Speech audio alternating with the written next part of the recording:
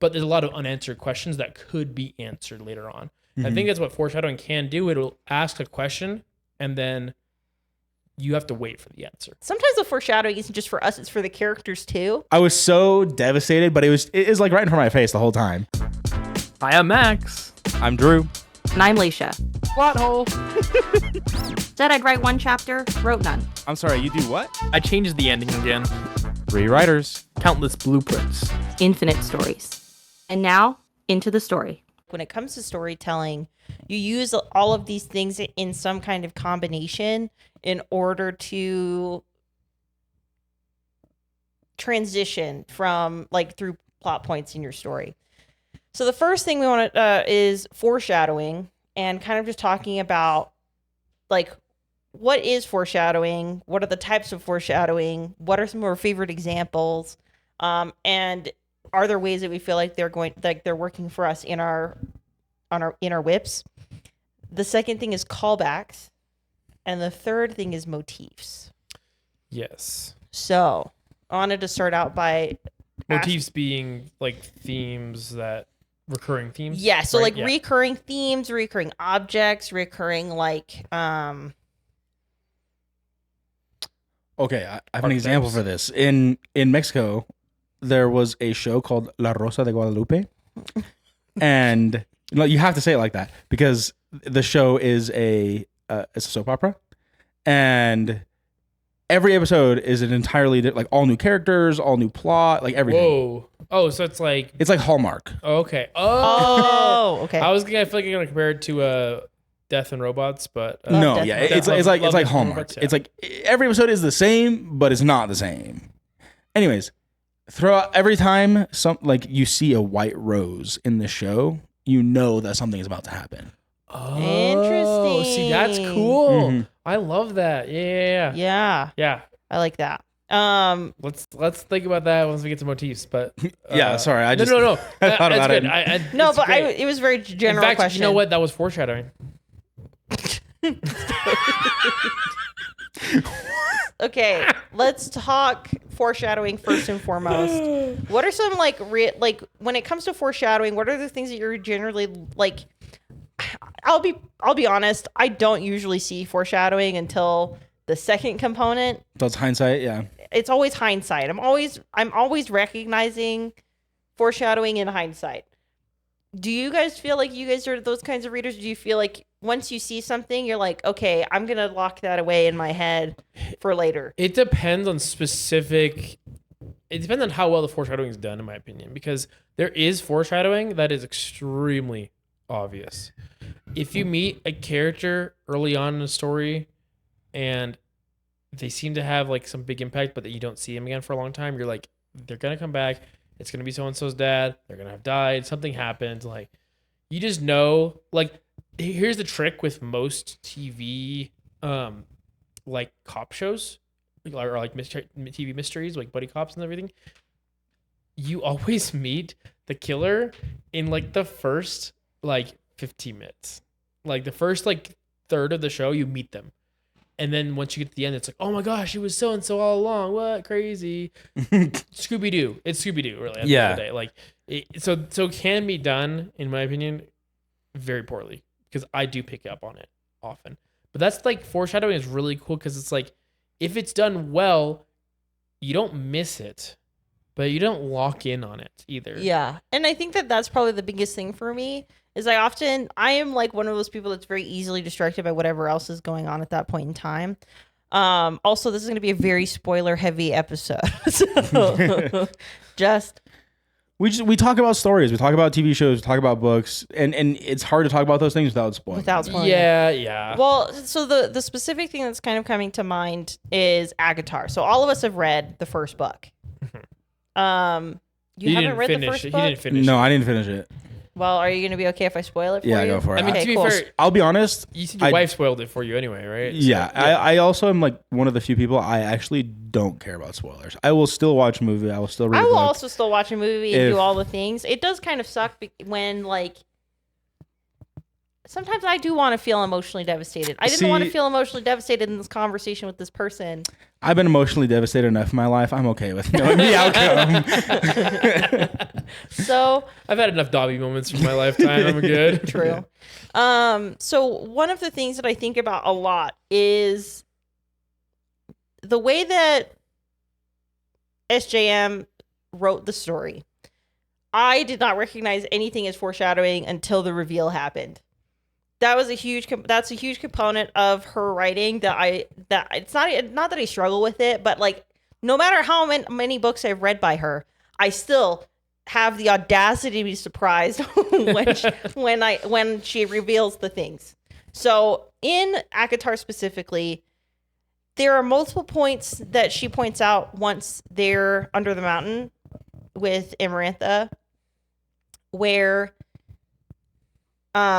she realizes when she has to stab the elves, and the last elf that she's supposed to stab that will release them. The elves or were they just fairies?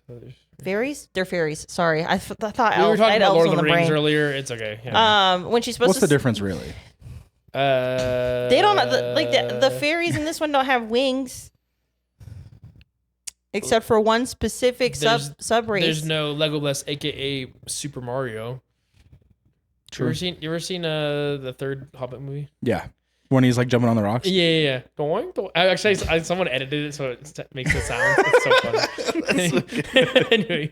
Anyway, so what happens when she's sitting there, and she's getting ready to stab Tampon?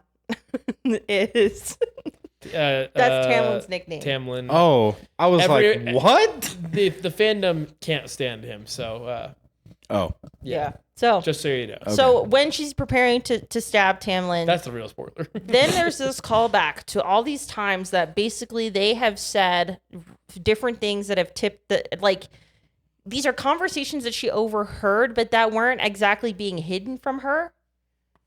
It was Oh, I almost know what like you're they were talking about. trying to tell her because they couldn't tell her directly. Part of the curse was that they couldn't tell her about the curse directly. Yeah.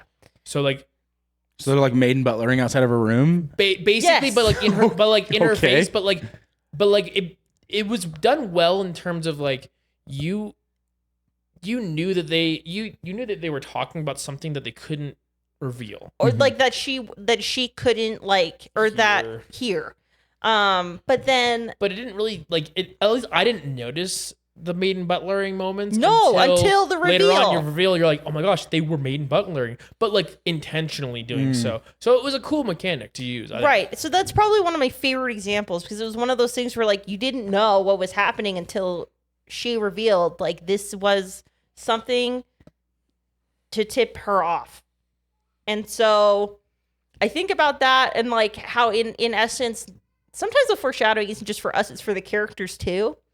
Yeah. And sometimes we go along with so much so with the character that we don't even pick up on it. So when it's revealed to them, it's revealed to us. So I think that is a mechanic of foreshadowing that I do like a lot because I like getting to experience that with the character. Okay, so there's two types of foreshadowing that I feel like somewhat divert from the foreshadowing that you just brought up, Laisha. And one is one I experienced recently that I really, really, really hated. And the other one that I experienced a really long time ago, I really, really liked. So in one, the main character is like so obviously trying to believe that like it was Mrs. Plum with a rope in the ballroom. Yeah. Like like it just like it's like it was this person, this is how they did it, this is where they did it, like I know it, and then like they're like on this character's trail, and it's so obvious that you're like, okay, it's definitely not this person. Yeah. And then you get there and you're like, wait, they were right? And you kind of feel like really let down. I experienced that like recently with a story that I was reading where you're like the author is just telling you the whole time it was so and so. And so as a reader, you're like, okay, it can't possibly be so and so because I've been reading for 8 chapters about this guy, this, you know, my main character hunting down this other character because they believe it was them. And then it's like, actually it was them the whole time. And it's like, what? Like I don't know. I was so disappointed when I read that. And then the other one is when this other example is from Fablehaven. And I actually really like this example of foreshadowing because it's doing that exact same thing, but slightly differently. Okay. In Fablehaven, Seth meets this demon in a cave. We've talked about this. We've talked about Yeah, this. but go keep going. Yeah. But yeah, and the demon the whole time is like, hey, like Seth, just so you know, even though I'm like really sick and I actually can't kill you, I totally would. But then everything that he does across the next 4 books just makes you not believe that the demon would do something like that because he helps out one of the main characters, Seth, in like every single book. He gives him his magical powers. And like he just does all of this stuff to help Seth, help move the plot along, help resolve issues. And you're like, in a way, you're kind of like, dang, I think like I know that this character is like inherently evil by their nature, but I kind of like them and I don't want to believe that they are bad. But the character is foreshadowing to you the entire time, hey, just so you know, when I feel good, when I recover from this sickness, I'm going to kill you. But then you're just like, nah. They're buddies. No, you're like my best friend, bro. You gave this guy his magical powers. You literally told him how to solve every problem across like the last 4 books. Yeah. And then in book 5, he gets magically healed by an artifact and he totally like wrecks everybody. And you're just like, I was so devastated, but it is like right in front of my face the whole time. But I like that that's one. great because it's like the foreshadowing is in the false leading, right? It's saying like I'm going to tell you the truth. And then my actions will prove to you that like it's not true what I've told you. Yeah. But then once I get to that point, it's like surprise Pikachu face. Like, what? We didn't see this coming. Yeah. So, did I tell you Fablehaven's getting a movie, by the way? Oh my gosh, is it really? Yeah, so I'm not sure how to feel about it, but basically he's going with like a third, like an indie studio. Okay. So because he wants more control, Mhm. and he's like, there's been plenty of movie pitches in the past. It's just been, but you know, they change things in a way that I just can't. Yeah. I just can't let it slide. Yeah. He's like, so you're going to that third party studio. I'm not positive how it's gonna look or anything like that, but at least creatively, he's gonna have control, which is nice. Anyway, in a similar vein, have either of you ever read The Sisters Grimm? Mm-mm. I'm familiar with it. So it's a book series where these 2 girls are the descendants of the Brothers Grimm, and their parents have passed away, and they go to live with their grandmother, and basically they live in a town where fairy tale creatures have been kind of relocated throughout the world. Shrek? Yes, but Shrek if Farquaad got his way, basically. Okay. So, but in a way. So they basically relocated all these fairy tale creatures in the real world to this town so that they could keep an eye on them and everything. Everyone's got their little identities and stuff like that. You know, the big bad wolf is their butler kind of thing. Like, you know, it's all this stuff. But as they're going, they start branching out. They start realizing there's more in the world that to kind of bring in and all this stuff. But all along the way, there's like 8 or 9 books, and all along the way, they have like the people that are helping them the most. And one of the people that helps them the most is the magic mirror. And if you the magic mirror, you can go inside the magic mirror, and he's got a big long like hallway full of rooms and everything, and he's just like a constant in the series. He's always there. And then you get to the like end of the series, and like the last couple books, like all of a sudden it's revealed the magic mirror was behind the bad stuff that was happening all along. He was letting things in. He was the one that was doing it. And I felt betrayed as a reader a little bit because it wasn't doing the things that the demon was doing in Fablehaven, which was telling you, like showing me, because I had never once seen this happening.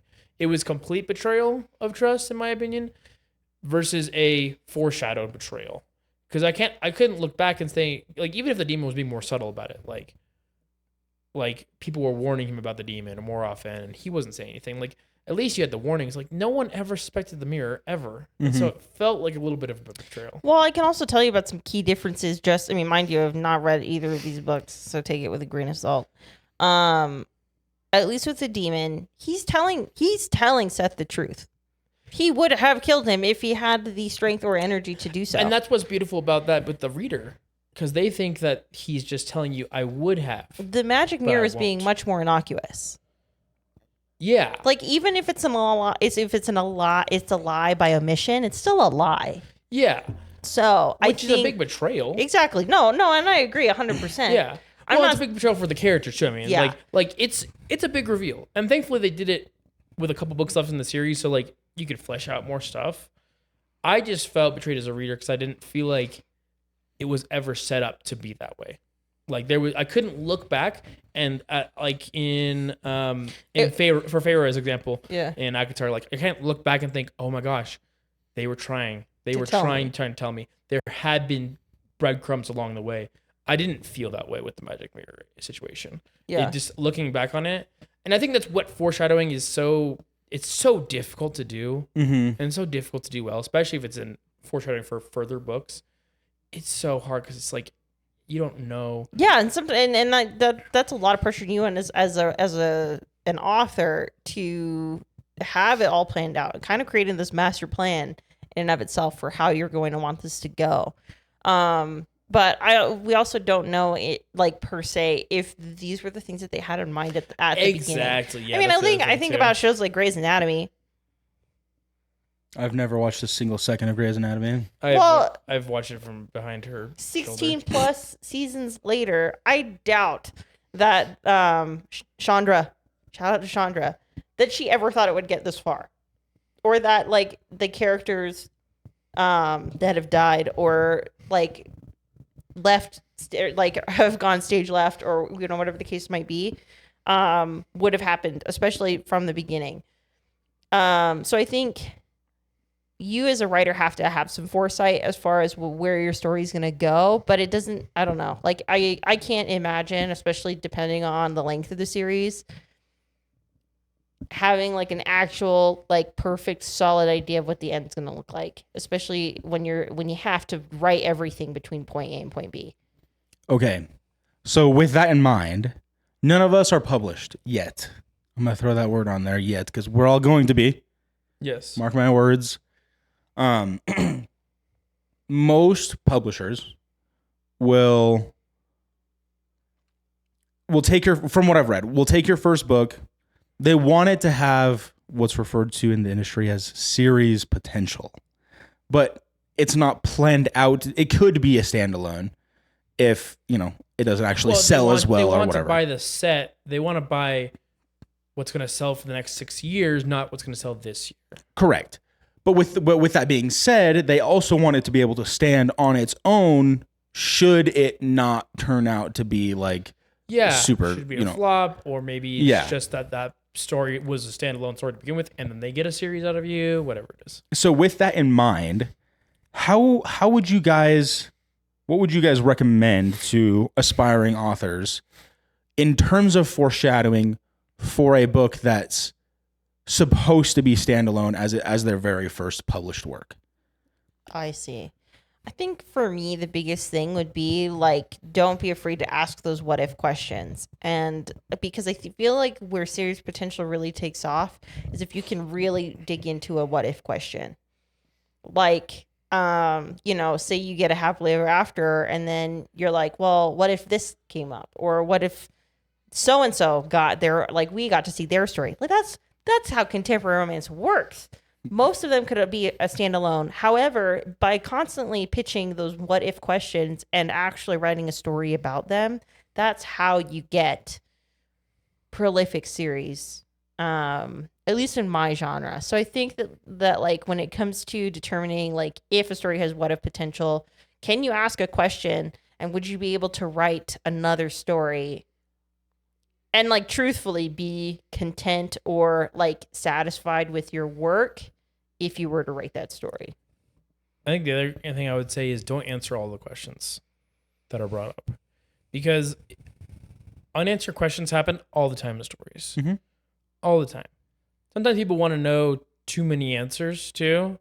Like the Harry Potter, like the Pottermore stuff Yeah. that they've had where she gets like, oh, well, this is what happened to this person later on. This what And then I don't want to read it in a little blurb on a random website like about like I would have rather her write a book, tell me about Neville's life afterwards, or Yeah. write a book about, Luna Lovegood or whatever. That would have been way more interesting to me. And that I think is what's okay in a lot of these stories, especially if it's for first standalone story. Like for me, I want to get Ezra and Rand to the point where they are the buddy cops in a series. Mm-hmm. But I'm okay if I can just get to the end of this book and say, like, if I don't end up writing ever again with this duo, it could be standalone because they solved the mystery, they finished the thing, they fixed the issue. But there's a lot of unanswered questions that could be answered later on. I think that's what foreshadowing can do. It'll ask a question and then you have to wait for the answer. Mm-hmm. I think a really great example of a book that does this quite well, that is actually part of a published series now, is Mistborn. Mistborn 1, you have the God Emperor or whatever. That's like they're trying to defeat him. They go throughout the plot. They do defeat him. But like you said, there's a lot of unanswered questions at the end of the book that you're like, okay, this could turn into a series. But it's also the questions aren't so pressing that it's like, I need to know what happens next. They defeat the Emperor. And honestly, if Mistborn had never taken off, it still would be a great book all on its own. Yeah. And but then you start reading book 2 and it's like, oh yeah, all of the nobles ran away and they all be very careful about what you say next. I am on book 2 right now. So be very careful. We already talked about how there's gonna be spoilers. I'm aware, but I'm he's like very literally present. Like Okay. people on TV land, I don't. No offense, I can't see you. I'm present. Okay. Careful. Anyways, all of the plot points that were unresolved in book 1 come back, and you're like, oh yeah, there's an issue. There's these other issues that we can now go about But solving. the nobles running away, I did know about that part. But Yeah. it's like, oh wow, like all of a sudden there's this big gap in power because the person that's been the god king of the world forever is now Gone. is not gone. Yeah. And then But had that series never done as well as it did, I think book 1 would have still been a satisfactory plot on its own. yeah, absolutely. I mean, I finished book 1 and I was like, yeah, I actually felt it took really me good about years that. to start book 2 because I was so satisfied with book 1. Right. I was too satisfied with book 1. True, yeah. How dare you write a good book, Brandon Sanderson? How dare you? But yeah, it's an interesting thing because like a lot of times readers will get to the end of a book, oh, they defeated the evil king. Yes, that's great. We did it. We did the thing we wanted to do. And sometimes you don't ask this next question, which is, Akatar did a great job of doing that as well. I didn't know where they were going to go after that. Right. And that was the things that you could have stopped and it would have been like, okay, that was a great story. Yeah. But then the second book was like, But what if she got to her wedding day and she was actually not excited about this moment? What if she's struggling now with like complex PTSD because of the things she's done in the trial? Mm-hmm. Like very real things that you can there are questions and that it you was would have. interesting too because there was already presented the big bad for the series in the first book as the king of whatchamacallit, the land that Amaranth. Was it though? They talked about it in the first book because they talk about it, but it's like from a distance, right? It's like, Yeah. oh, she was with them, but then she broke off, and now she's our problem right now. Yeah. And then but then you get to the second book, and Very true. they start realizing They Amaranth ramp is it up. gone, but you're like, Amarantha. Amarantha. Is gone. I was gonna say Amaranth is a totally different person. I was gonna say Amaranth is a Twitch streamer. Oh, is she? I was thinking of the flower, but okay. Oh yeah. Actually, I was thinking of there's an Armoranth in Legend of Zelda. It's it gets you a defense boost. Yeah. But in the second book, they start talking about this king of Hybern, the king of Hybern. And you're like, oh wow, like they did talk about it in the first book. I just kind of forgot because the issue wasn't him at the time, but now he's the issue. Like, so it's like I love that. Like I love like putting stuff behind characters because I feel like characters' backgrounds is always what drives stories, and that always is what foreshadowing pays off. Yeah. Can I talk about a specific example of foreshadowing that I think is interesting, and it's not like something happens at the end of the book and you're like, oh my gosh, there were all these signs, and like there wasn't like this big ol' aha moment, but rather it's like it more makes you think about like life, and like that's really interesting to me. Mm-hmm. It's not a huge plot point, but it's like, oh, okay, that made me think a little bit. A great example is I just finished Full Metal Alchemist. Okay. Have you guys watched Full Metal Alchemist? No. Heard really great things. I heard good things. Great show. I loved it. It was amazing.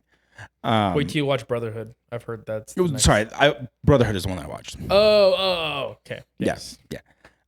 And anyways, the main antagonist is able to like separate like the 7 deadly sins from himself, and they all become like avatars of their own. Okay. And there's one avatar, the avatar of greed, is like, for whatever reason, he's the one that like rebels against the primary antagonist. And I'm like, why would greed, like the avatar of greed, like rebel against it? Like, it doesn't make any sense to me. Because there's pride and there's wrath and there's I mean, like pride itself is like one. right. Like, And I'm just like, and all of these other ones, like gluttony, lust, like they all stay loyal to like the main antagonist. But greed is the one that breaks off and goes and does his own thing. And in the second to last or the very last episode or whatever, the primary antagonist is defeated, and totally unrelated to the avatar of greed, one of the characters that is like talking to the antagonist like as he's dying is, you were enough on like by yourself, but you got too greedy, and that's what led to your downfall. And greed, the avatar of greed, actually ends up like turncoats and helps the protagonist take down the guy, even though when the guy dies, he's gonna die too, because he's from the protagonist or the antagonist. Yeah. And I was just like, oh, that's so cool, because he got to his literally turned on him. Oh my gosh, I love that. And I was like, that's so good, great. because that's the, like probably the best kind of foreshadowing is it's not explicitly said. Yeah. Like you caught onto it because of something the character said. Yeah. That is literally, I guess that's technically telling, not showing, but like it's the best kind of. Yeah, but you get the showing throughout the entirety of this series. Yeah. Oh, that's genius. I kind love of that. want to use this as an opportunity to transition more into callbacks, because I feel like callbacks or something like that can get kind of just get merged into foreshadowing, but I think callbacks are really, really important. And I want to talk about a couple of really great examples. One that like always comes to mind. Max is going to love this one. I Am Iron Man. Oh yes. Oh, dude, there's something about. Just the look on his face. Oh my gosh. Okay. I just talked about earlier this week. I had this discussion at work. I had gotten some people to start talking about writing, and they started talking about their like stories and stuff like that. And I kind of joined the conversation a little bit like in the middle. And so I had made the mistake of saying to somebody like, "Oh, I hate time travel as like a plot Same. concept or whatever." Turns out their whole story is about time travel, and I was like, "Oh, I feel so." I literally just apologized like outright in front of like in like our work group chat. I was like, "I'm so sorry. Like I did not read behind. I just didn't. I'm so sorry." And because that definitely was a difference. Like the point of me saying like time travel, like, "Oh, I hate it because it's a cop out." Endgame at the end of the day is kind of a cop out. Mm-hmm. But there's something about the build up to Endgame that's different that I love. And this is where the I Am Iron Man comes in, is because when Tony gets the stones at the end during Endgame, there's the guitar riff as the stones are climbing up into his hand. And like the I Am Inevitable, and then the counterpart of I Am Iron Man with the guitar riff too. Both those things, I'm getting chills just thinking about it. Both of those things, it's such a callback, because what started the Marvel universe in the modern day was Iron Man 2008, and what ended arguably the Marvel universe was I Am Iron Man, and that was all because actually it was that was an ad lib he wasn't supposed to tell everybody that he was Iron Man at the end of the movie. Oh, yeah. Apparently, not Tony Stark. What's his name? Actually, Robert Downey Jr., aka Tony Stark, aka Iron Man. Yeah, aka Doctor Doom. He goes. He's like reading the script, and he's like, I am Iron Man. Like, I'm just gonna say it outright, and then it ends with him like declaring that too. Like, that is a callback that encompasses something. Like, Yeah, it ties it all in a nice, neat bow. a nice neat bow. Honestly, that line might have made the movie a good movie. Yeah, it was good because of that line. You know what's funny is like I was trying to mentally picture what a callback feels like because you like it brings everything full circle. But you want to know what the thing that popped into my head? What? You know when like in the Lego movie, Oh, I'm listening. I love it. where the city's like coming apart, and then all of a sudden like it just snaps back into place, and everything's totally normal Oh, again. that's in Lego Batman. Yeah. Oh, is it Lego Batman? I've not It seen is Lego totally- Batman. Okay. What? Lego Batman is the best adaptation best thing. of Batman. Period. Okay, it is. It's so good. It's so good. It's so funny. I love it. And here's the thing: is that I didn't think I was gonna like the Lego movie or Lego Batman as much as I do, but I do. It's just funny. Like what we quote it all the time. Oh yeah. There's all the best adaptations of things are not what you'd think. Like No. The best Lord of the Rings adaptation, Lord of the Beans, from VeggieTales. It's so good. The best Robin Hood. It's got to be Men in Adaptation Tights. Robin Hood, Men in Tights. Okay, I'm so glad that we all agree on that. Yeah. They're always parodies. They're always the best versions. They're always the best version. because they're true to the original by making fun of it. It's beautiful. Yeah. Yeah. I don't even know. Though this was just such a great discussion. Can we just end here? I'm done. This is great. No, but it's Callbacks though. Yeah. Callbacks are so like I'm trying to think of like what it is about callbacks that is so great. So my favorite callbacks recently is we have a 2-year-old who watches the same movies a lot. Yeah. And what has been on we to survive, we analyze the movies that he's watching, kind of thing. We just dig into them. Like, did you notice this? Did you notice this at the end of this? You know this. I do the same. Oh my thing. gosh, it's the only way to survive. What? Actually, I'm gonna let you finish your point, but don't let me forget. We're gonna continue to talk about cars. Well, I was gonna talk about cars anyway, so yeah. No, finish your point. Okay. The callbacks that I love in Cars specifically are lines, repeated lines. And I think repeated lines can be very powerful. They can also be done incredibly badly. Well, the other thing that you have to remember is that the other type of callback is a callback of a choice. Like the same choice is laid before them. Yes, yeah. Where Lightning has a chance to win the Piston Cup. He goes for it the first time. The second time, he makes a different choice. Mm-hmm. Which is a great way to show character growth too. Mm-hmm. But the line I think of too was It's just an empty cup. No, actually, it's the very beginning of the movie. Oh, there's more to racing than just winning. Yes. So at the beginning of the movie, he ties and everything, and he's all confident, cocky, and so he's like at the interview, he's like, "There's a whole lot more to racing than just winning. Winning the race by a full lap. Where's the entertainment in that? Yeah. You know? And I want to give folks a little sizzle. Yeah. Wow, you actually nailed that. That was good. That was a very good impression. Honestly, I could probably quote the whole movie right now if you wanted to.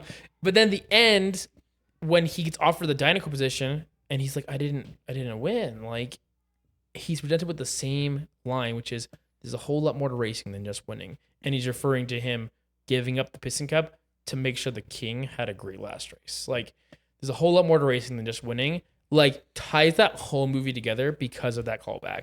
Because it was presented at the beginning. Dude, I knew that Cars was good, but No. Trust me, it gets better too. We have so much lore about have Cars. watched it so much. We have so much. The first one specifically. The second two are more for fun, not for good writing. This could probably get sacrilegious really fast, but Oh no, are we going to bring up Jesus Chrysler? yes, yes. Okay. Well, because at the very end of because like we watch the credits for every single one. we watch the credits for every single one, and after the first movie, because you know what, there's Van and Minnie. You know, they're lost. They're like lost in like Radiator Springs, and like he refuses to do anything because he's got the GPS. Well, Minnie says, "For the love of Chrysler." And it tied together this whole thing in my head because, like, in the second movie, there's the Pope Mobile. The Pope Mobile is there. So I was like, oh my gosh, it's a real thing. And I hadn't pieced it together until yesterday. Oh, really? Yeah. The theology of cars Yeah, that we're yeah, about to yeah, get into. Cars, To be fair, I've also heard the theory that Cars is a post-apocalyptic world where the vehicles like gained consciousness after humanity passed away. So they may be just mimicking what humanity once had. That would explain, that would explain a lot actually, because I have spent a lot of time thinking about like how are the cars evolving so quickly? Because you have No, yeah, I know what you're gonna get into, but what? I think of it more like, how in Avatar, with the one with the blue people, how they get into like pods to when they like transfer their consciousness to a different body. Oh my gosh, I is think about that. Cars just an Avatar movie? If you- Humans are just transferring their if you consciousness to open vehicles. the trunk, it's just a person. Like curled up Just in curled up in a ball. like a little like embryo person. Like, Ew. oh my gosh. Okay, well, You took it somewhere you so much further. You just said that there was a living person in the trunk of these living cars. What in the world are you talking about? You took it to embryo. I was actually thinking of Death Stranding in that moment, but Anyway, sorry. gosh. Tangent. anyway, well, now that whole conversation is ruined. But No, bro, like the callbacks that you mentioned were really it's good. just yeah. But no, this is how much we've analyzed these movies, though. Yeah. It's just the callbacks because they do callbacks in other movies. So in the second Cars movie, at the end, end of the first movie, he declines Zyanico and he's like, well, is there anything I can do for you? Just let me know. And he goes, I appreciate that. Thank you. Actually, there is one thing, and he gets the helicopter helicopter Mater. Yeah. The end of the second movie, Mater's presented with the exact same question and the exact same phrasing. If there's anything we can ever do for you, just let us know. And Mater says, I appreciate that. Thank you. Like word for word, exactly the same. And there's one thing. And then Mater chooses to do something for himself, which is he gets to keep the rockets on his little car, because it's a spy movie and it's weird. Okay, I have so many issues with Car 2, but Cars 2 is, I only put it on because I don't have to watch it. Because I don't analyze it anymore. yeah. It's like, it's whatever. It's on. But that's like a very interesting, like, there's no character growth then. Like, Mater, like, didn't grow as a character at the end of Cars 2 because he chose something for himself in that moment. Yeah. Versus Lightning, you knew he changed his character because he gave something to Mater, which he had promised him earlier in the movie and didn't know if he could deliver on that. I am gonna defend Mater. Okay. I'm going to defend Mater because there was nothing wrong with Mater. Everyone else needed to come to a That's point of realization where actually they stopped true. underestimating him. Yes, that is true. That is really the story of Cars 2. That's true. the story. That's so true. I'm gonna bat for Mater. I'll return my selfishness comment that. And mind you, like, we have to remember who is selfish in Cars 2 as well. Oh, it's Lightning, which is also a good character development. I hate it when characters change over the course of a book or a movie, and then the second movie they are still changed. Like nothing ever happened. They never had a bad past. They're perfect. They're perfect. Yeah. Like show me characters who are like they change by the end of the first book, and then they kind of revert a little bit. Like Yeah. oh shoot, like they're losing their touch. They're losing their way. Are there any callbacks that come to mind for you? Yeah. One of my favorite callbacks that is a repeated callback over the course of the series is the oaths that the Oh yeah, the Radiant for the Radiance. the Radiants speak in the Stormlight Archive. She's using this as an opportunity to. She's not going to participate. So Oh, I was like, hold on, she's sitting up.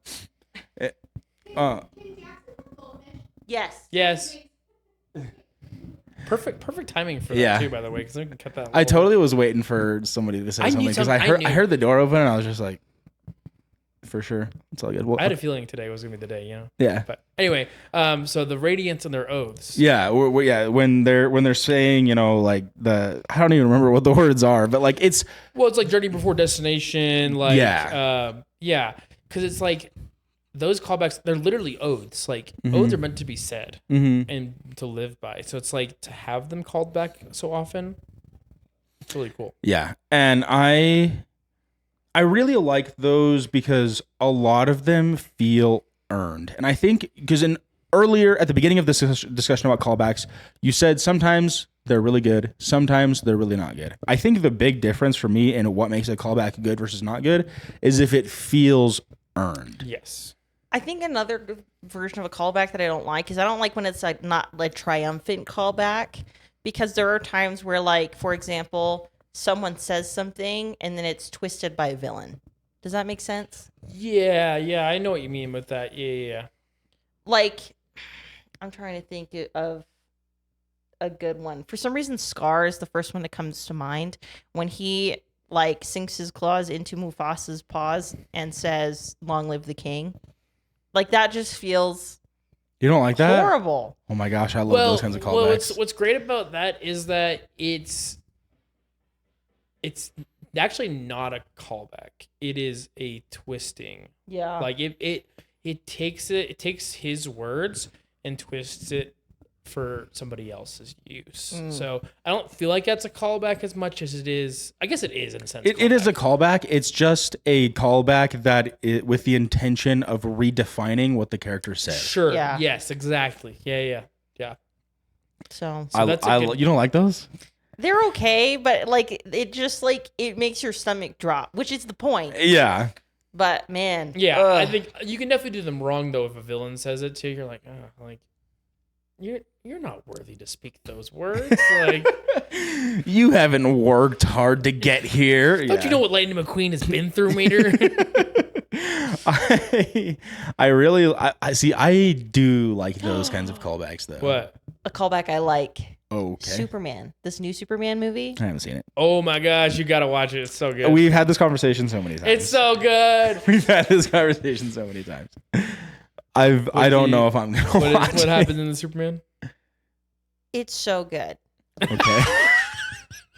But I also love Superman. So that's like part of the problem. My favorite callback in that movie is for like he obviously has like this, what's it called? What's the crystalline substance he lives in? His Fortress of Solitude? Is that what it's called? That's what it's called. I always thought that was just a joke. No, Anyway. no, it's literally the Fortress. It's literally called the Fortress of Solitude in the comics. So in the Fortress of Solitude, he has like these Now you got me questioning automaton. if that's actually what it's called. He has these like automaton, like Oh, you talking about Gary? Gary. Yes. Gary. He has these automaton like helpers. And one of the things that they say is like he likes to listen to the voices of his parents. And so they play a voice recording of his parents back on Krypton of like their last and final message to him. Basically what ends up happening is he didn't get the full message. Like it like the second part of it was corrupted. So he never knew what they said after that part. Lex actually ends up decoding what they said. And basically Superman had been sent there to take over Earth. So that's the premise of the story. And so now now like the world is completely turned against him. And obviously like for him, where he has grown to love and have complete and utter faith in humanity, is now confronted with like this reality of I wasn't sent here for what I thought I was. So, but in the final scene of the movie, when he's back in the Fortress of Solitude, Gary is attending to him. Gary says, Superman says, "Show me my parents," and it's Martha and His dad. his dad. It's his like his His earthly Kansas parents. His Yeah. Kansas parents. But Gary literally says the line again. Oh, put on this parent's voice.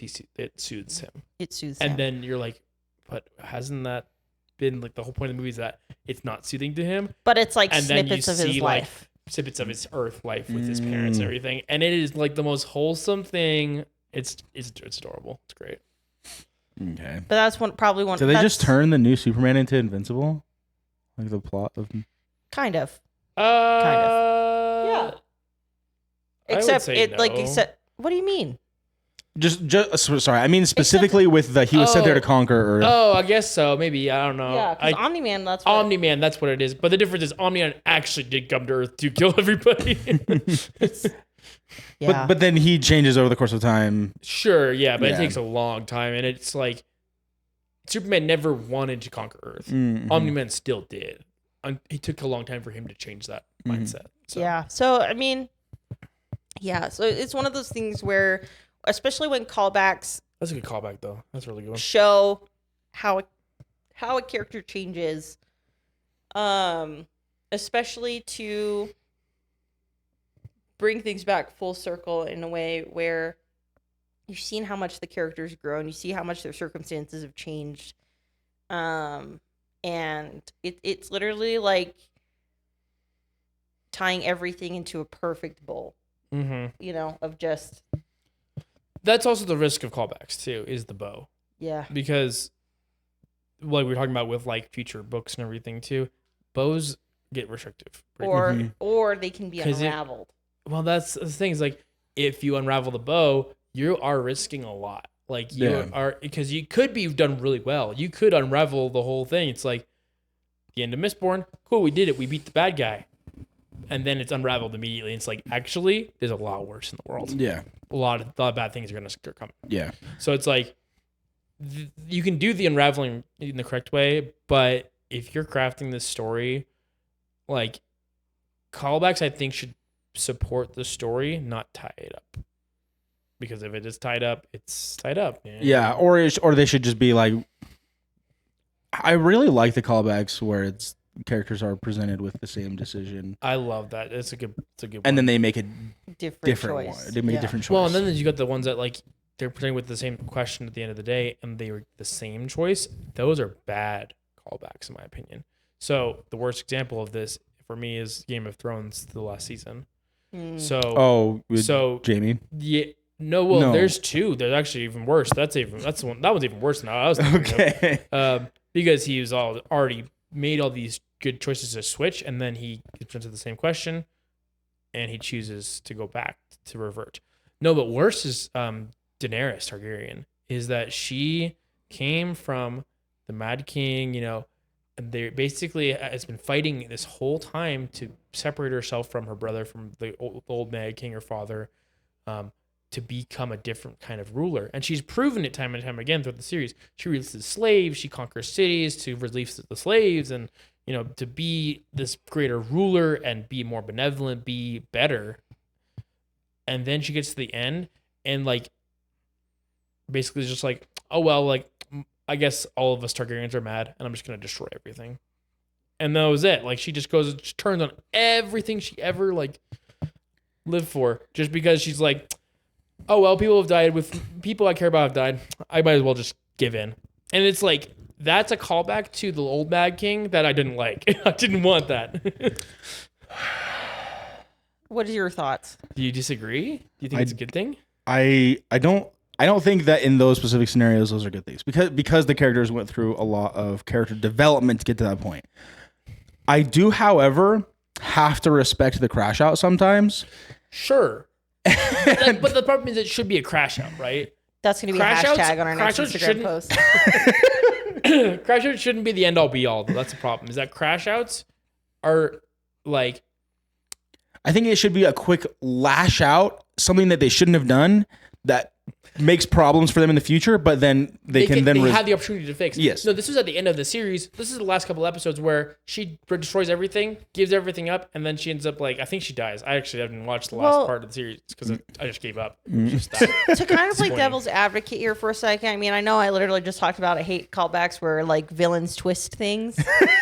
Okay. But I also understand, like, there is satisfaction in seeing a character, like, develop and grow and then continue along this road. But there is something very fascinating about a character, like, despite all this change, going right back to what they were doing before, like the self-destructiveness. Sure. And I think we all can recognize, like, real examples of that in our everyday life.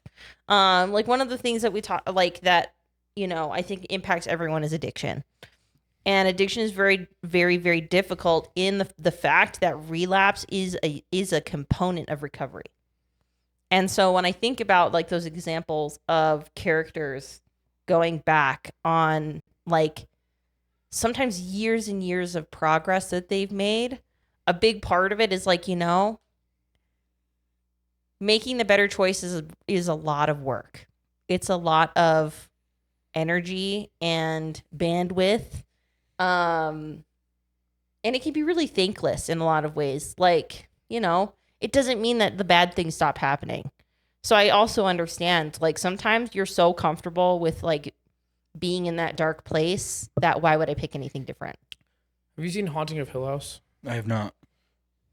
Fantastic. I don't know, like super into horror, but it's more like it's horror, but like in like a more toned down way. But it's basically like family moves into this old haunted house kind of thing. Things start happening, and it follows them throughout their lives. And one of the characters in it, Luke, he is a drug addict, and like that is a big plot point for the series, is that he keeps like relapsing kind of thing, and there's moments that he has to miss because he's relapsing. He's a twin sister, tries to show up to her wedding, and he's turned away by their other siblings because it's like, no, you're just gonna ruin everything basically. And so he's got like this terrible story that's being told, and then he's finally getting to the point where he is gonna be sober. He runs away from his rehab with a friend who betrays him and goes to score more drugs basically. He then starts to be haunted by the ghost that used to haunt him when he was a kid, and then it's like he starts like crashing out because of this ghost, but it's presenting a lot like he is relapsed. And so no one trusts him. No one believes him kind of thing. And it's just like, it's this sad like spiral, because it's like the foreshadowing was like this kind of background of addiction. And even when he's not using or anything like that, he is still like haunted by that. So I think crash outs are necessary, and I think they're good. Especially for characters' growth, but I think crash outs have to have a resolution afterwards too. Mm-hmm. Either their choices ruined everything and they have to live with that for a while, and maybe they change their own viewpoint of it, their own ways of it, or they take the crash out and they say, okay, I can be better. I think crashing out the end of a series is a terrible idea. I mean, but that's like more or less what Anakin did, right? And that's what I'm thinking too. Like, it didn't change what happened. I think, I mean, I don't know. Obviously, we know that at the end of movie 6, like Darth Vader ends up like having a weird half-baked redemption arc, kind of. But I think that there is a lot of value in those kinds of stories where the character decides that what they've been working for is no longer worth it. Yeah. And having a callback where they then make the same decision that they made at the beginning of the story after all of the character growth because of the experiences that they've gone through, I don't know. I kind of like those. Well, but like, if we're going to go from Darth Vader, is that he only made those really good decisions the first 2 movies. He then spent 4 movies making the bad decisions. Mm-hmm. And so like that's why I think his redemption is good, at least in Luke's eyes. We talk about this, how he doesn't redeem himself for the rest of the galaxy. It's truly just Luke's eyes. Yeah. And that's all that really matters for the story. But he spent over like the majority of Star Wars not being a good person. Yeah. So it's like, to me, that's not necessarily like a crush or like a giant change of heart or anything. It's like, it's he made a conscious decision to, it wasn't worth it to him anymore. Yeah. So, yeah, because like, I mean, even if you really watch Clone Wars, Anakin, he's not really commits good war crimes all the time. all the time. There's an episode of the Clone Wars. It's one of my favorite episodes. They're basically this whole thing where they're trying to catch this guy who's got a bomb on the ship and everything, all this stuff. And then he's having like this monologue in front of Obi-Wan, and he's like talking about it, and then all of a sudden like a lightsaber stabs through his chest and he drops dead. And then everyone's like looking at Anakin like, and he's like, what? He was gonna blow up the ship. Yes, it's so good. It's so good. So good. But Anakin was like never a good guy. Okay, but I personally love those kinds of characters. I because they do what needs to be done. Yes. And unfortunately, It's really satisfying a lot of it's time. really difficult because I think for a lot of us, we're very like morally nuanced where, you know, like depending on the situation, we may completely flip the script gosh. on what choice we want to make. What? Is Anakin an anti-hero? 100%. 100%. Oh my gosh, yeah, I never thought about it that way. I mean, I think of him probably pretty similar to how I think of like the creator in what the heck is it called? Guardians 3 or Thanos, where it's like they have this very rigid idea of what everything needs to be I like. see what you're saying. Yeah. Of moral, their moral compass is very. And anything that locked. falls outside of that doesn't matter. Mm-hmm. It's not. It's even worse than hatred. It's indifference. Mm-hmm. I think so. You know, for the rest of us to like kind of go throughout life and like just try to take into consideration, like they're like we recognize that there are 100 different case scenarios. You know, if two people are struggling with the exact same issue, like presenting with the exact same issue, they might have gotten to that point in completely different ways. For people who fall more onto that morally gray spectrum and like are anti-heroes, the reason why we like them so much is because regardless of what the situation is, they're going to treat them exactly the same. Yeah. And that appeals to like fairness. And for us, fairness is also really important. Mm-hmm. So I think that if I were to think a little bit more about it, that's my take. All right, should we move on to motifs? Yeah, I was just gonna say. This is the part I'm most excited about. Now that we've been like dragging on through callbacks. This is what I've been looking forward to. So one of the movies that we have recently started watching, and honestly, with our son, we can only get through the first half, because the second half scares him. Okay. It's Coraline. Nah, that whole movie scares me, bro. What? So the first half is very whimsical. There's definitely creepy parts, but the second half is just it's way too creepy. It's something about the animation style that I just am like. You're not a claymation fan? It makes me. I don't know. It gives me the. What's that thing when? What's the? The heebie-jeebies? No, there's like a specific thing that like humans have when they see something that's like human-like, but it's not quite there, and you're like you feel weird about it. You feel like uneasy or like Oh my gosh, I can't remember what that's. Let me Google it. Okay. While you're looking into that, there is a lot of motifs in Coraline, and we actually dug in a little bit more into them. So I'm actually going back to Tumblr, which, mind you, I've not been back to in 10 years. Probably a little less, but like 10 years. If you call it a decade, it feels longer. I said something earlier. Like, oh, I haven't heard the song in like over a decade, and I was like, that makes me seem old. But okay. I found the word or the phrase. Oh, what was it? What is it? The uncanny valley. Uncanny Valley. That is what it is called. I've never heard that phrase. You've before. never heard that phrase No, before? but it makes sense though. Yeah, Uncanny Valley. So, there are a lot of motifs in Coraline, but one that I'd been thinking about recently is that there is a scene where she's watching these trapeze artists who are basically the other world Miss Spink and Forcible, and they are reciting a monologue from Hamlet that Hamlet performs at one point. And this is the monologue. It's what a piece of work is man, how noble in reason, how infinite in faculty, in form and moving, how express and admirable, in action, how like an angel, in apprehension, how like a god, the beauty of the world, the paragon of animals. And so they were reciting this during the show. However, in this monologue, they actually don't recite the final line. And the final line is, and yet to me, what is this quintessence of dust? No man delights not me. And basically, something that you're recognizing throughout the other world, and obviously that is uncovered, is that it's all for show. And it's all about the aesthetics, about the appeal, about drawing someone in.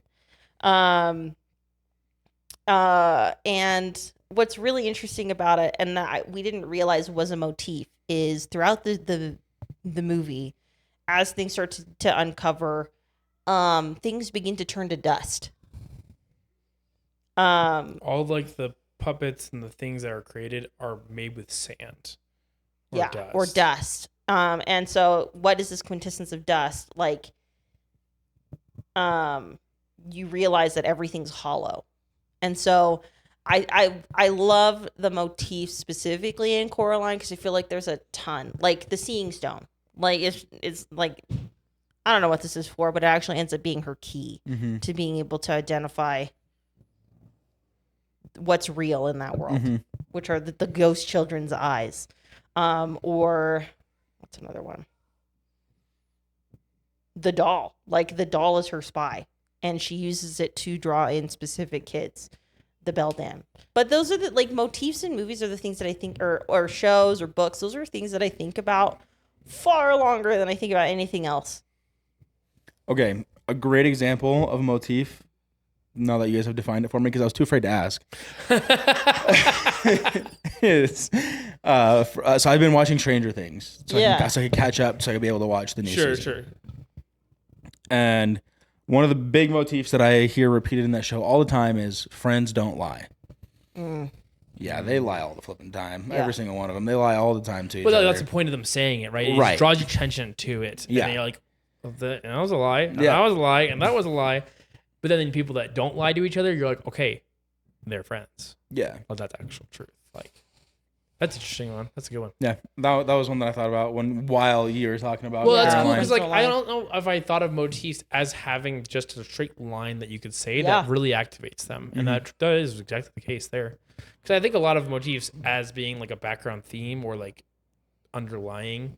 I'm actually, it's funny because I've been wanting to talk about motifs for a long time too, and I'm struggling to like come up with a good example. Need some help. I like motifs in stories for a lot of reasons, but I like them mostly for like the things that characters say they believe, and then like, let me know if I'm using this word correctly, the juxtaposition of their actions. Well, like, that's the correct use of that word. Yeah, absolutely. Yeah. Let's go.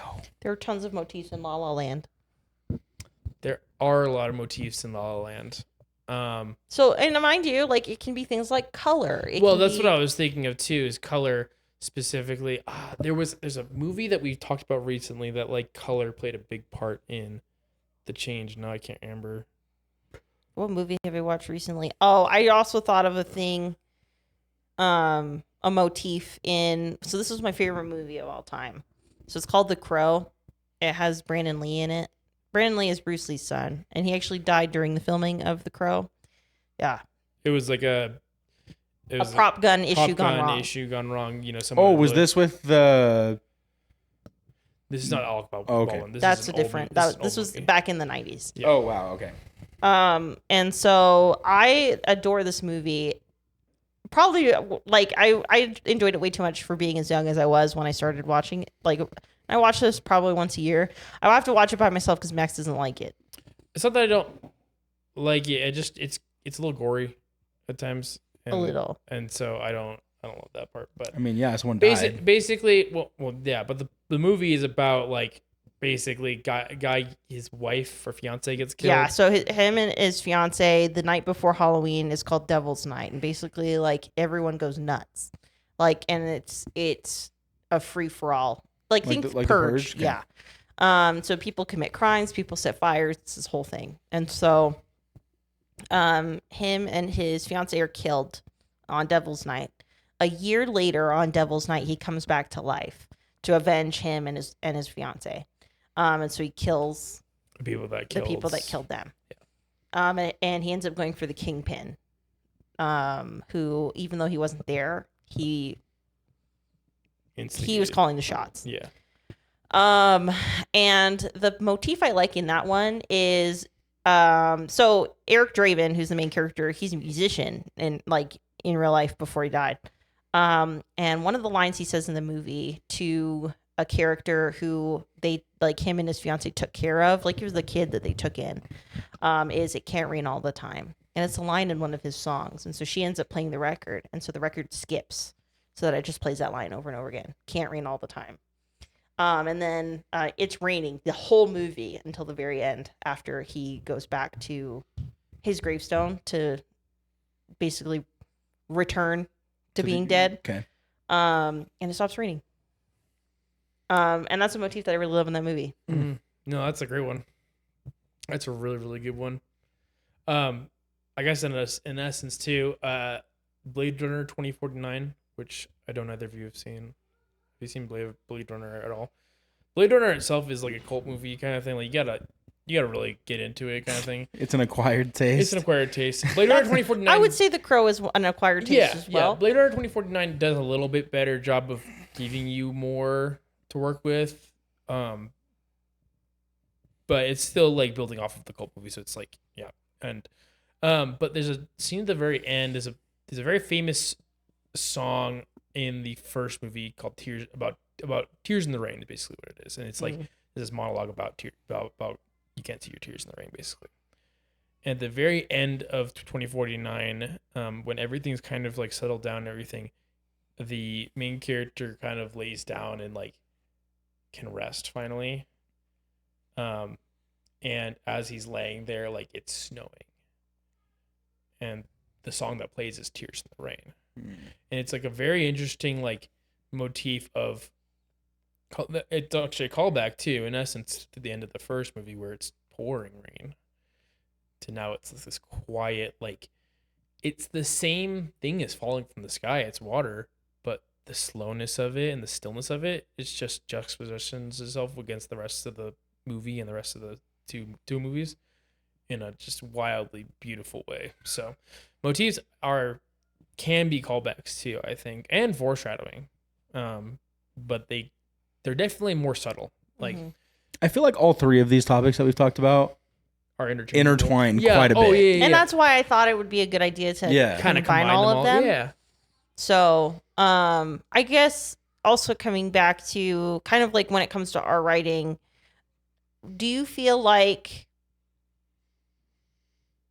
you, I guess based off this conversation, can start to incorporate more of those elements, especially because I think we're so early on in our process where like we don't really get to see the long game until after we finish our first draft, you know? How do you feel like these concepts are going to impact your story, and is it something that you're excited to kind of dig into? Ooh, so I've actually given a lot of thought to foreshadowing when I've been writing my books, plural, because I'm now working on 2 at the same time. Yeah. Which Thanks, is Max. Yeah. I've given a lot of thought to them, but I think right now they're too obvious. This is where my idea for just not focusing on the details of my mystery as much come into play, at least in the first draft. Because I think foreshadowing, you can do it at the end. You know, after you're done, go back and pepper your, sprinkle it in. Yeah, sprinkle your breadcrumbs, Yeah. Because like if you can do it your first go through, wow, you're amazing. Like, wow. So I have an example of foreshadowing for the book that I'm doing for Nano. Sorry to bring that up. And Sore subject. So I'm only 24,000 words short. During the live stream, I kind of explained the plot a little bit and stuff. But one of the physical characteristics of my main character is that because of the magic that he's used, it's turned his hands like this, like they've been stained with like ink. And at the beginning of the book, like in the very opening scene, he can't get this like black sludge off of his gauntlets. Like he can't. It's just like stuck. And he's like, why can't my holy fire magic that I have like burn all of this stuff off? Like it's just so stuck all the time on my gauntlets. And throughout the course of the book, I'm gonna try and call back to like he has to wipe this like black inky like sludge stuff off of his gauntlets all the time. And then during the intermediary chapters where you're getting flashbacks, the character is going to like perform the magic that he's not supposed to, and his hands are going to get stained with like this inky like black stuff on him or whatever. And I want that to kind of be like a comes together point. Yeah, it might be him actually this whole time, and that's kind of what I'm trying to go for. But I don't know. In my head, because I'm the one controlling the story, it feels too obvious. But Right. No, I actually don't think it's as obvious as you think it is, but I think it could be done like it could be too obvious, but that's also why we do like beta readers and everything. Yeah. People that read it and like actually, yeah, I saw that coming kind of thing. yeah, But the fact that you have something planned out in the future gives you something to work towards in terms of the foreshadowing. yeah, Because that's really good subtle foreshadowing. It's just wiping something off of his hands. Like people don't think about that until it starts Yeah. happening more often, and then you're Mhm. like, "Oh, he really needs to bring some Kleenex with him or something." I don't know. Like, yeah. Well, and the thing is, like, I have him every time he dies and he has to be reborn. He's reborn with an entirely new, clean set of armor every single time. Mm. And so it's gonna still like keep happening, and he's gonna be like, "What's wrong with my hands?" But the whole point is, he's been in armor this entire time. He's never actually like seen his body. He doesn't remember what his body looks like outside of the armor. Mm. And so that It's also a good metaphor for what he did Mhm. because it's like he can never wipe his hands clean. yeah, Like it's like it's really good. That's a good motif. There you go. yeah, I primarily use motifs in my writing, like things that we'll constantly return to. So, like talking about my nano book a little bit, like one of the big things is light and shadow. Like light and shadow are huge. Like Peter, my male main character, prefers like dim lighting, where the only spotlight is on the artifact, like the thing that's supposed to get the most attention in the room. Whereas as his rival, she lights up every room that she walks into. Or hands, because as curators, everything that they do, they're positioning. Like they set everything up in a way like to ensure that it is the center of attention. So like there are motifs that I'm using throughout the story, but I feel like they're subtle. Like they're not necessarily things like for people to like hold on to and carry throughout the entirety of the book, but they're like anchoring my story in like these are the main things that we're looking at when it comes to and seeing how we can get these things to work together, because there's a lot that make them rivals is opposites, like having different philosophies, coming from different perspectives, even believing like intrinsically this is how things should be, and how that transforms throughout the story will return to those motifs. I think for me the big motif that I'm like working with right now is like everything's not as it seems kind of thing. And I feel like I've definitely played my hand a little bit too much this first couple chapters about like I think I need to be a little more subtle about it, pull back a little bit. But the last couple chapters have been in this midtown section of the city, and Midtown is like known for its like hospitality. It's very kind, you know, everyone's like a little really warm there, and like everyone you interact with is like very curious about like what your life and everything. it's like Midwest nice. It's that's exactly what it is. Like that's like basically what I'm playing it off of. Like I even got their accents a little bit similar too. Like Okay. so it's like that's like the point of it, because like the whole city is like it's literally a hierarchy, like an economic and social hierarchy from like literally bottom to It's top. visually represented. Yes. Yes, and that's the point, and it's I don't want that to be subtle because it's very much like a big theme. But the idea of Midtown was very interesting to me because it's so kind and nice and warm and welcoming, and then you realize like they're actually just they ask lots of questions because they want to use it against each other. It's gossip. It's what it is, and like the fact that Rhiannon is a writer in this Midtown section, so like she's like I just don't like having to write about, you know, oh, so and so talked about so and so's thing. Hey you know? Max, how's your mom's She- toe? She's actually Yeah. fueling the fire, really. Yeah. Which is, but I don't think I've gotten to the point where I've like set that properly, because it's either it's not obvious at all. It's not like you can't see it at all, or it's too like obvious in your face. It's in your face. So it's like I need to tweak some of the knobs and levers there a little bit. But Yeah. but that's like kind of the it's a motif that I do want to use, is that it's not what it seems, and I think it's a good motif to have for mysteries. Yeah. You know, taking another look. You know, Yeah. I like that. That's in good. a book, The Reading Rainbow. All right. You Okay, hear they're coming back with that?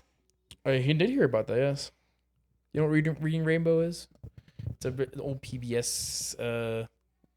The guy who just sit down and read books to kids on PBS. It was really great. It was really good. But they're bringing it back. So, but anyway, that's the show. We don't have to talk about word counts. Anyway, bye. We have to talk about word counts. Get your calculators out. You don't even need to do that. I've written like 350 words last week. Let me go do math. No, yeah, you go do math because I have not written in my story. I've only ever I have a note thing. I have a little sticky note on my screen at work that like if it's like slow or anything like that, I will like quickly take a couple notes about my story, and that's pretty much all I've been doing. Is I have been asking questions, trying to figure things out because I'm in a slump. We did a character interview. We did do that. That was a big deal. I realized I didn't know who my characters were at all. I had been so gung-ho about discovery writing that I didn't stop to plan anything. And so they should help me with a little character interview where I basically played the characters myself and answered the questions as them. And we learned a couple things. Mm-hmm. That might be a fun episode to do too, is to do character interviews and talk about our different, like one character from our stories and answer those questions from their perspective. That could be fun. That could be really fun, actually. I like character interviews. I want to say that I am probably pretty close to 6,400 total. Part of the problem, obviously, has just been how crazy everything's been over the last couple weeks. But I do try to pull it up and at least like try to rework things. Part of the problem is like I'm just kind of tinkering around with what I've written previously to try to see how I can transfer things over. I'm also realizing that Rival Silver is very hard to write, especially because I don't have any rivals. I've never had a rival. I mean, I never dealt with sibling rivalry in a way that like, you know, we weren't doing the same things. So Drew, how does it feel to win the week? I don't even know if I won the week, honestly. I just did my math. I wrote way less than I thought I did. He was giving me the stink eye.